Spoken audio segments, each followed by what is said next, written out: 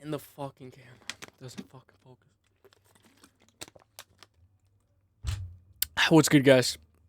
Today we're going to be going over Charles Oliveira versus Michael Chandler. We're going to do an in-depth breakdown, so welcome. I don't want to get enough chit-chat in. I just want to get right into it.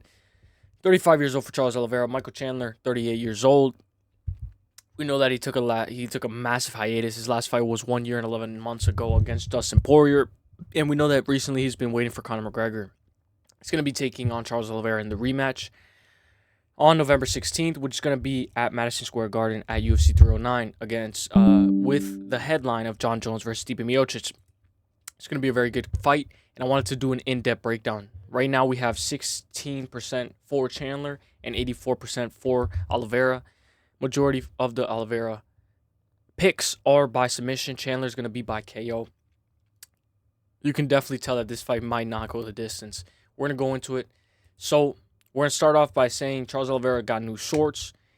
You know that when a fighter gets new shorts, typically they tend to do really good. So can't wait to see Charles Oliveira in those shorts. We know Charles Oliveira sometimes has struggles cutting weight. Sometimes his biggest fight is cutting weight. We're going to go into what Michael Chandler had to say on Ariel Helwani podcast.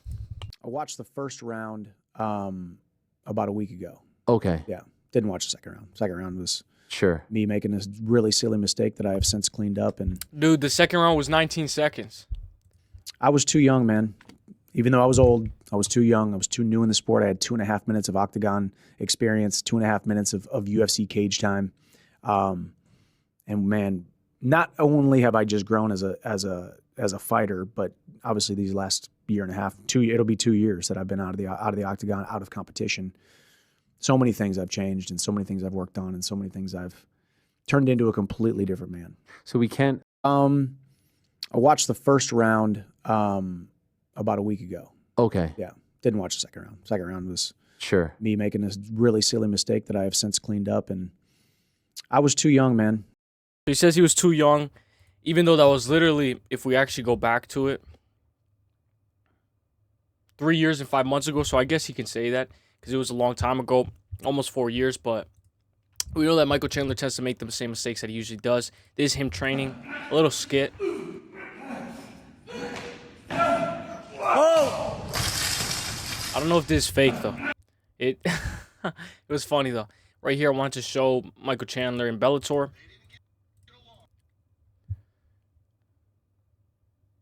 Has that explosive power. But I also have clips of showing when he doesn't have that explosive power or how his power translates into the later rounds. So here is shout out to Kenny. He's demonstrating how powerful Chandler's. He's saying who's the most so show me the most dangerous first round fighter. I'll start Michael Chandler. I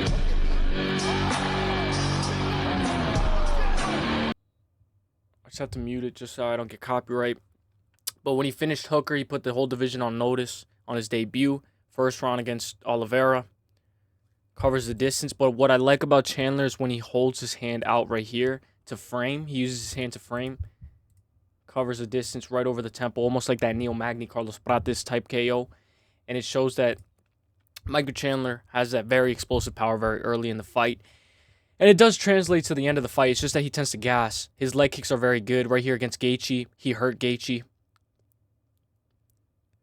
Very good.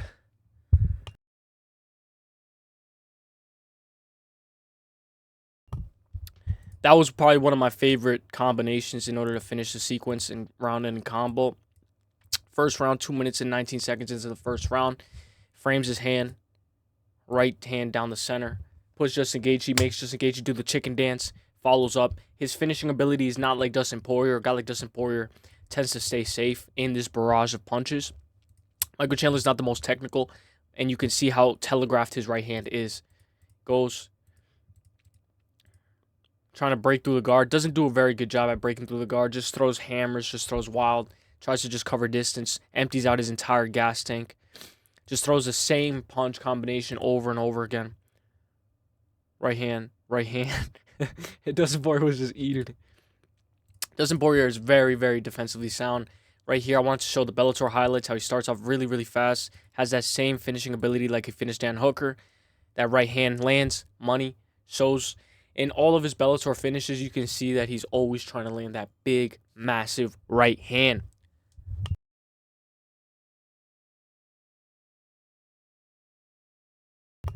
Lands an explosive double leg takedown. Has a good rear naked choke, but I think Oliveira's rear naked choke is better. Obviously, the submission king, the guy who has the most submissions in the entire UFC.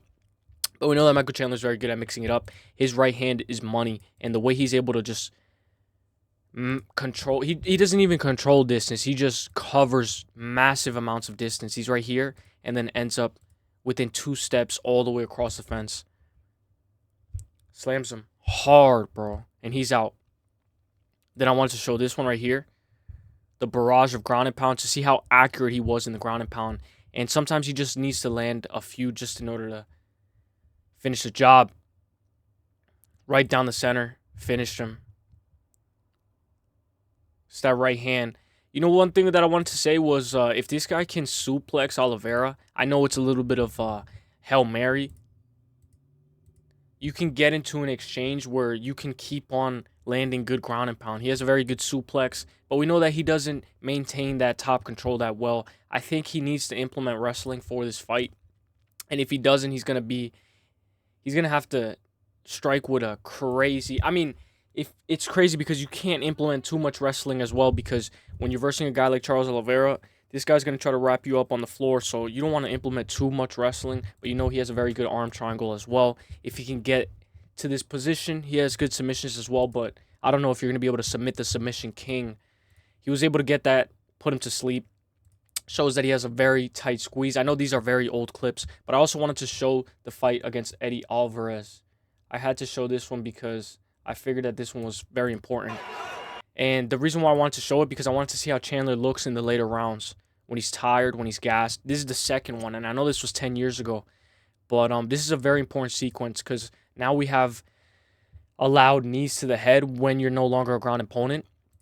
So we can see a situation where we see implementations of the 12-6 elbow, or we see implementations of the knee to the head.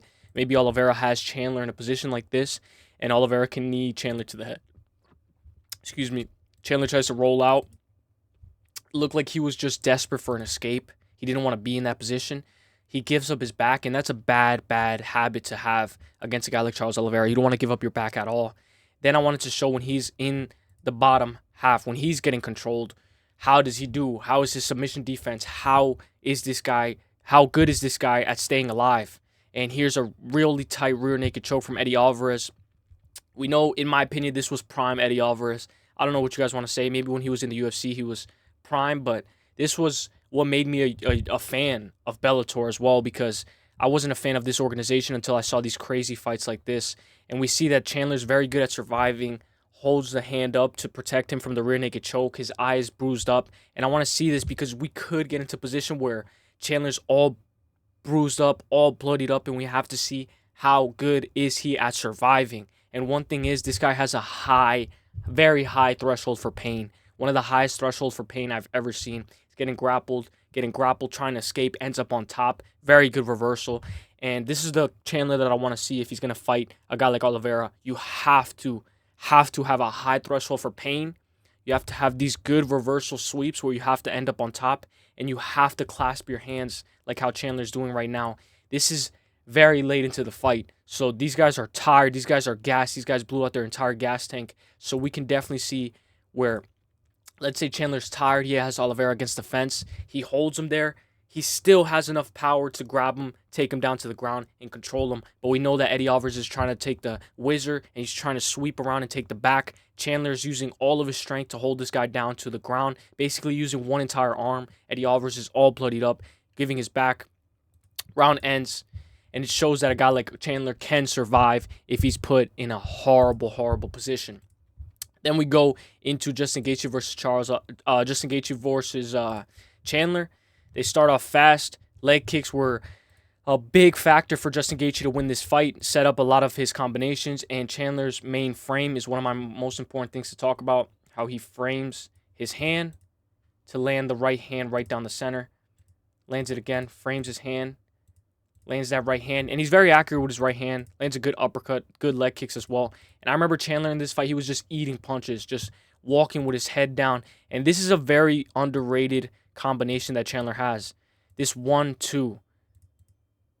It's almost like he pulls down Justin Gaethje's guard. Pulls it down.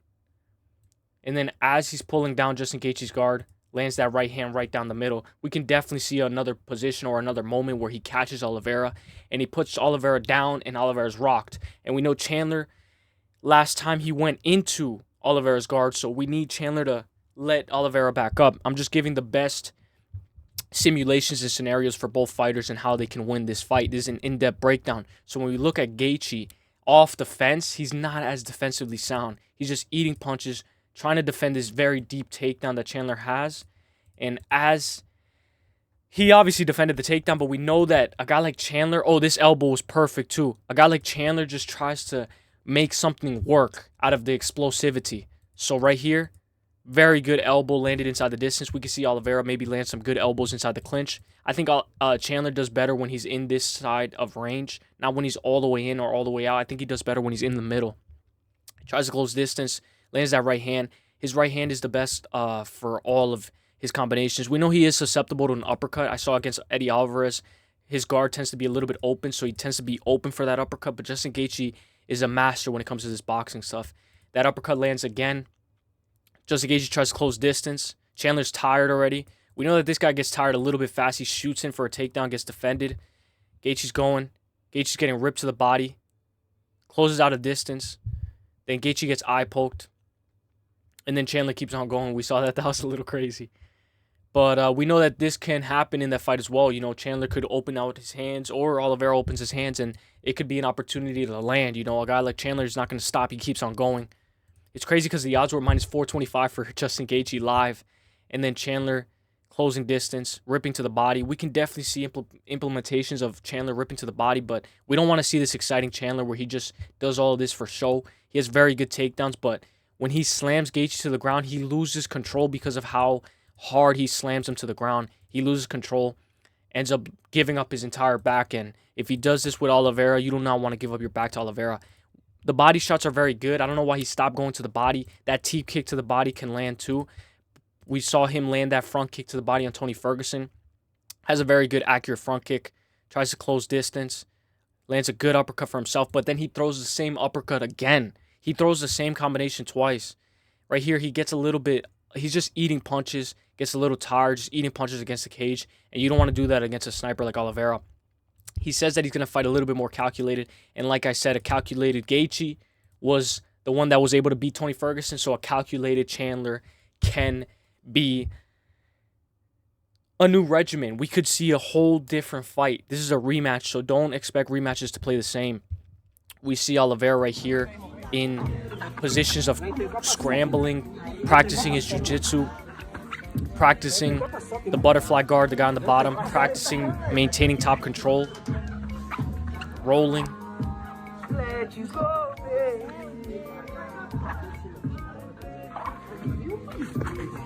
Tries to jump on it.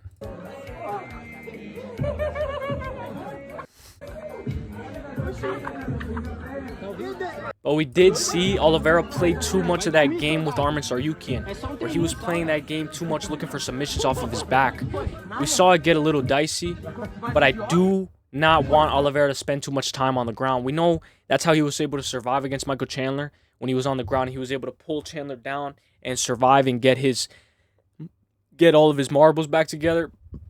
But I think Charles Oliveira can definitely knock out a guy like Michael Chandler if he closes the distance.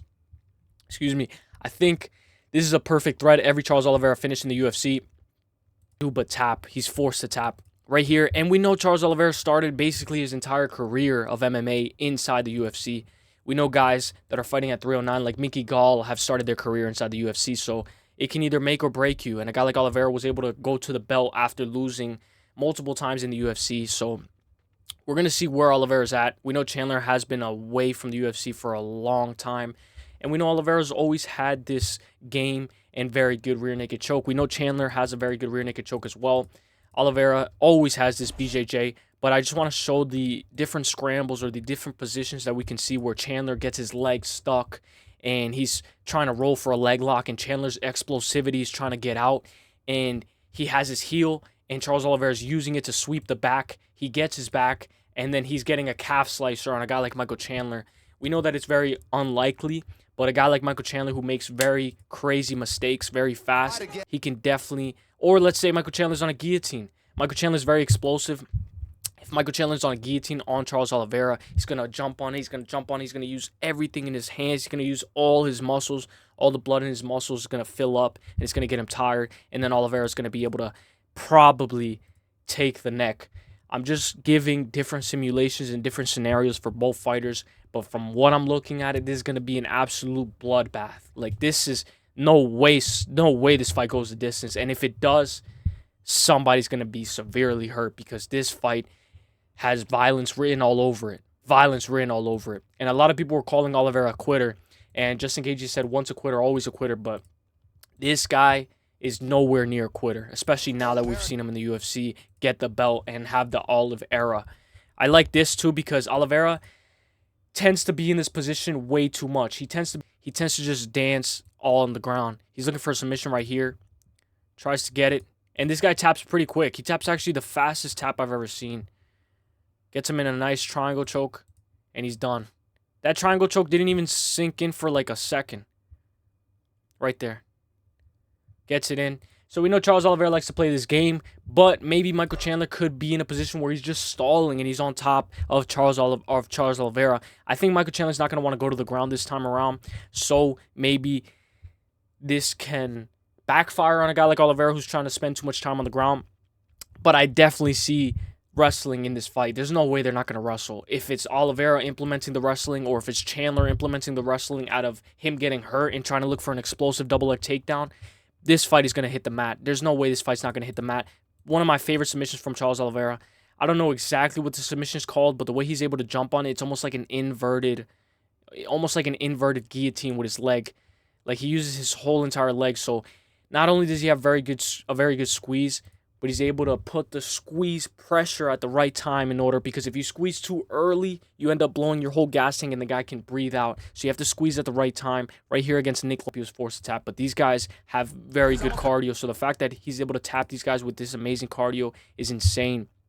Gets another guillotine. His guillotines are really tight, but I don't want him to pull this guillotine and then lose position and spend the entire round on the ground. We saw against Arman Tsarukyan, as the fighters get more elite, they get more better at denying these submission attempts. Right here, he has a good rear naked choke. So we know that Chandler's going to expect this. And then right here is when he started to fall in love with his hands a little bit more. Get a nice little round one guillotine choke against Clay Guida. Very good choke. I'm just fast forwarding a little bit just to get into the rematch. So against Jim Miller, we know Jim Miller is also fighting at UFC 309. He got a nice rear naked choke on Jim Miller. Beautiful, beautiful rear naked choke. And his body triangle is probably one of the best. When he wraps his legs around you, it's going to be almost impossible to get out. We saw him against Dustin Poirier get that. And then I'm going to just fast forward. A guy like Jared Gordon, round one knockout. This is where he started to fall in love with his hands and find his... And then he rematched Nick Lentz, which is actually amazing. And he was actually able to knock him out. He grabbed his leg and then finished him. He has very underrated power, very susceptible, very deceiving power. Off of the back foot, he's actually able to hurt Jared Gordon. And we know a guy like Paddy Pimblett was not even able to knock out Jared Gordon. So you got to have some pretty good power in order to finish a guy like Jared Gooden. And he finished him. Beautiful reffing, by the way. This is what I want to see. This is beautiful reffing. When he jumps inside and he's like, stop. That is what reffing is all about. Those are guys who take their career seriously. And then right here, Lee versus Oliveira. This is actually one of the first fights that I saw live. Oliveira versus Kevin Lee. Kevin Lee's going for a sloppy takedown in the third round. Oliveira's wrapping it up, and this was the beginning of Charles the Bronx blonde hair era. He goes in for that guillotine, and one thing is, he wraps his legs like this. He puts his legs like this once he gets that guillotine in order to solidify, and he wraps his legs like this over Kevin Lee's legs so he can't get out. And then it seems like Oliveira evolved in this fight. We can definitely see a position where Michael Chandler's trying to shoot for a takedown, and then he ends up in a position where he ends up getting himself strangled out. This is the second round that Michael Chandler ended up saying that he didn't want to watch. If we slow this down all the way down, slow this down all the way to 5 speed, Chandler's just trying to land his right hand, right? Tries to land his right hand. The right hand cross doesn't land because Chandler's height, and he's ducking in. Then Chandler's trying to land his left. Chandler's trying to reset. He's trying to reset. He's not trying to land his left, but he's trying to exit. As he's trying to exit, he gets hit with that left hook. But I wanted to mention that if he had his hand covering his chin when he exited, he would have never got hit with that left hook. So him being sloppy and explosive led him to being dropped, rolls out, gets pushed against the fence, lands a nice little uppercut, knee in the clinch, elbow trying to land, doesn't land. Right hand over the top, left hook trying to land, right hand again. As he's running, left hook, and then this is the left hook that lands on the money. Covers the distance, lands the left hook as he's trying to run away, gets dropped, and then the accumulation of finishes 2, 3, 4, and that's it. And this was when I was put on notice on Oliveira. When I found out that this was Oliveira, I was like, damn, this guy's fucking good. Oliveira right here against Dustin Poirier, 269. Gets a nice little rear naked choke on a guy like Dustin Poirier. We know Dustin Poirier has always been a beast. This guy has always showed up to fight. And when he clashed against these guys, the odds were almost even. So the fact that he was able to get a rear naked choke on Dustin Poirier, I know Dustin Poirier tends to always get rear naked choked in his title fights, but it shows that it's very impressive. Right here, it's against Justin Gaethje. Lands that. And we can slow this down as well. Because look at these combinations that are coming off of the break. Justin Gaethje throws a leg kick. He picks up his leg in order to avoid the leg kick. Clinches up with him by grabbing his head. Grabs his entire head. Lands that right hand right on the temple. Misses. Tries it again. Clinches. Justin Gaethje's trying to land his right hand off the clinch.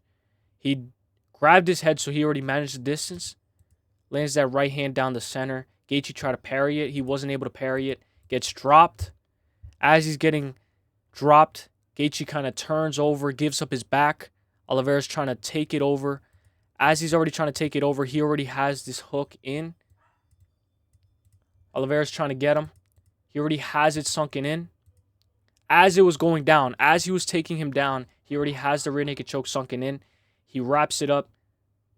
And Justin Gaethje, like the dog that he is, he goes to sleep. Gaethje's always been a guy who goes to sleep. He never taps. Right here against Beneil Dariush. Probably one of my favorite sequences as well. Let's just slow it down. Closes distance, tries to land that right. Hides the right hand. Sorry. He hides his right hand with Beneil Dariush's. He has his right hand. He hides his right kick with his right hand. Right hand, almost like a Leon Edwards type kick. Tries to close distance. Lands a nice left hook. Beneil Dariush is getting pushed against the fence. Oliveira trying to close distance. Oliveira in the clinch is very, very crazy. He's trying to close the distance. Almost like the same sequence as Michael Chandler. Just throwing his hook out there. Lands against Beneil Dariush. Beneil Dariush is stuck against the fence. Lands a nice right over the top. Drops him. Beneil Dariush uses it to go for a takedown. Maybe he was going for a takedown either way.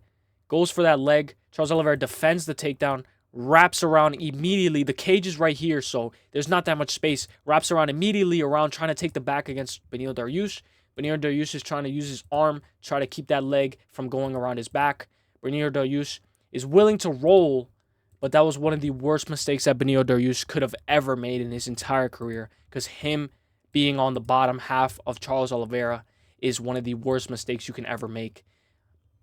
Charles Oliveira on top control, almost on full mount. He's kind of like half guard, landing, hammer fist, and it's over. We know a guy like Beneil Dariush was trying to make it out, trying to survive, but we know around here he gets put out. And that's it. Oliveira gets the win. So Oliveira's going to be facing off against Michael Chandler. Let me know what you guys think. It's going to be a very good fight. I just wanted to show this as well, where Michael Chandler's blitz can lead him to have more success than a lot of people expect him to. Start low, bring his opponents down. Very nice blitz. Trying to go to the body. If he goes to the body, he can definitely land over the top against Charles Oliveira. Charles Oliveira has a very good knee up the middle. It's going to be a very good fight. Honestly, Oliveira's right hand is almost like a sniper, the way he's just waiting for it to unload. It's going to be a very good fight, guys. Let me know what you guys think. Honestly, this is going to be one of the best, most anticipated fights that I've ever had. And I think that this fight is going to be very, very different from the rematch. Let me know what you guys think. Overall, I think Oliveira's the better fighter and has more tools in his arsenal. But at the end of the day, a fight's a fight. And some of this could end up being true, or all of it could end up being completely wrong. But either way, it's fun to try and predict something so random like a fight. So shout out to Dirty Du Bronx. If you guys want to give him a follow, give him a follow. This guy has amazing threads, and you can tell he's a very good Charles Oliveira analysis. Final prediction, Oliveira will chop Chandler down from the base up to wear him out. And he will start looking to land concussive blows in rounds 2 or 3. That's when he will start looking for the finish. And I could see it being a KO or a club and sub. So it's going to be a good fight, guys. Let me know what you guys think. It's going to be one of those fights where anybody can win. Very explosive. This fight screams violence. So let me know what you guys think. Let's get it. Let's get it. Let's get it. In-depth breakdown. I could do one for Jones and Stipe Miocic. Just let me know. Let's get it. Peace.